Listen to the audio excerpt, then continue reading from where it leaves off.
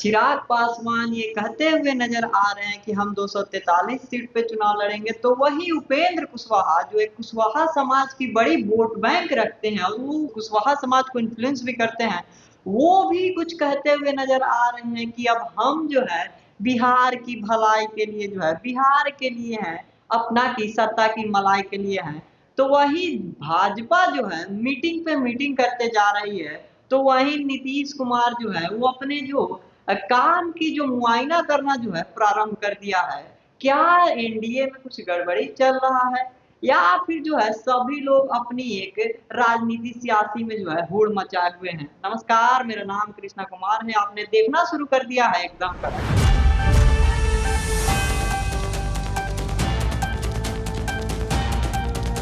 LJP Ramvilas यानी जिसके अध्यक्ष चिराग पासवान है, साथ ही केंद्रीय मंत्री हैं, उन्होंने कहा कि हम 243 सीटों पे चुनाव लड़ेंगे। लेकिन जब वही मीडिया उनको घेर लेती है इस सवाल के बीच में, तो कहते हैं कि चिराग पासवान जो है एनडीए की 243 सीटों पर जो है जीत हासिल कराना चाहती है।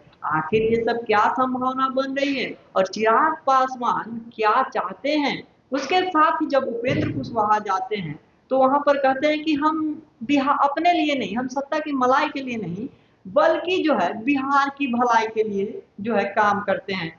क्योंकि उन्होंने कहा कि जब मैं चुनाव हारा था तो बीजेपी ने जो है मुझे अहमियत दी थी, मुझे जो है एक इम्पोर्टेंट हिस्सा समझा था, इस वजह से जो है भाजपा ने मुझे जो है राज्यसभा भेजा था। अब इन सब की क्या मायने रखते हैं आपको मैं बताता हूँ।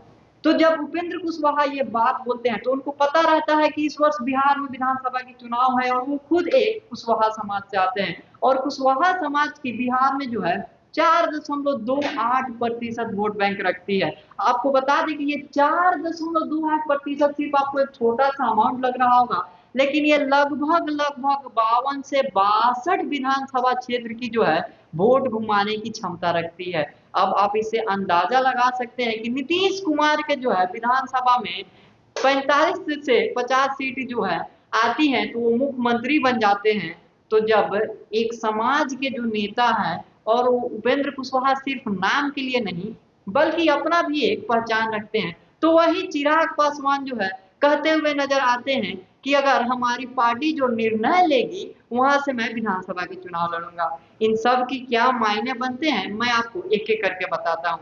सबसे पहला मायना ये बनता है कि जो अभी सीट बंटवारा को लेकर के बात चल रही है और सोर्स का जो कहना है कि नीतीश कुमार और एनडीए यानी बीजेपी और नीतीश कुमार में जो है सीट का बंटवारा लगभग लगभग बराबरी का होगा। बिहार में जो है कुल संख्या बिहार विधानसभा जो क्षेत्र है उनकी 243 है। ऐसे में अगर ऐसा कहा जाए कि 101 या 102 अगर ये दोनों आपस में बांट लेते हैं तो 203 हो जाएंगी। तो बाकी के जो एनडीए की घटक दल है क्या सिर्फ 40 सीटें लेंगी? क्या आपस में उनकी बनेगी? क्या एनडीए सरकार जो है अभी जो चल रही है वो आगे भी अपने इस संख्या को लेकर के उनके अलग अलग घटक दल मानेंगे? आपको बता दें कि एनडीए में अभी बीजेपी, जेडीयू, एलजेपी जो रामविलास है उसके साथ ही दो मुख्य और घटक दल हैं। हम हिंदुस्तान आवाम मोर्चा जिनके जो अध्यक्ष जीतन राम मांझी हैं, तो साथ ही उपेंद्र कुशवाहा आरएलएम पार्टी के अध्यक्ष हैं।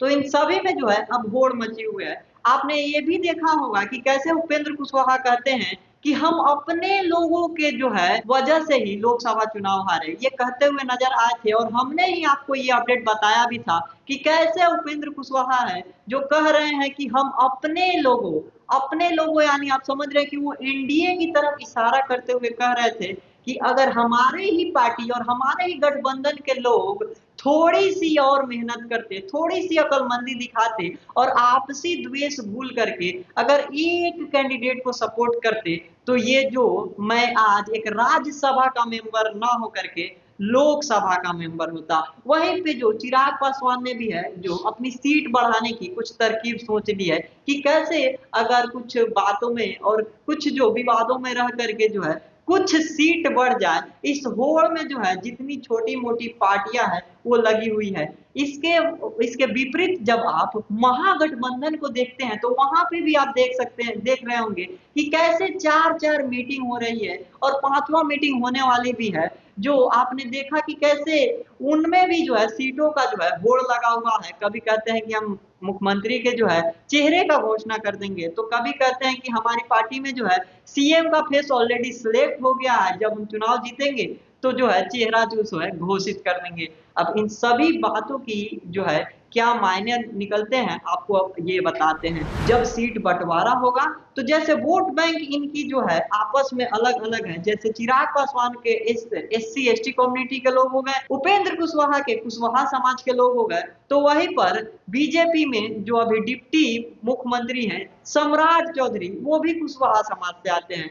तो इन सब को लेकर इनकी जो है वोट बैंक किस तरह से जाएगी, ये तो उनकी रणनीति ही बताएगी। और आपस में जब ये मतभेद होंगे तो इनको भाजपा जो एनडीए को लीड कर रही है वो कैसे इन सबको देखेंगी, ये आने वाली भविष्य में पता चल जाएगा। लेकिन जो अभी सीट बंटवारे को लेकर हड़कंप मचा हुआ है, तो अब देखना होगा कि ये जो एनडीए की घटक दल हैं उनको कितनी सीटें मिलती है। जो बीजेपी और जेडीयू है, इन दोनों में तो इतना साफ हो गया है कि ये दोनों लगभग बराबर पे ही रहेंगे, 1 या 2 सीट ही इधर-उधर होंगी।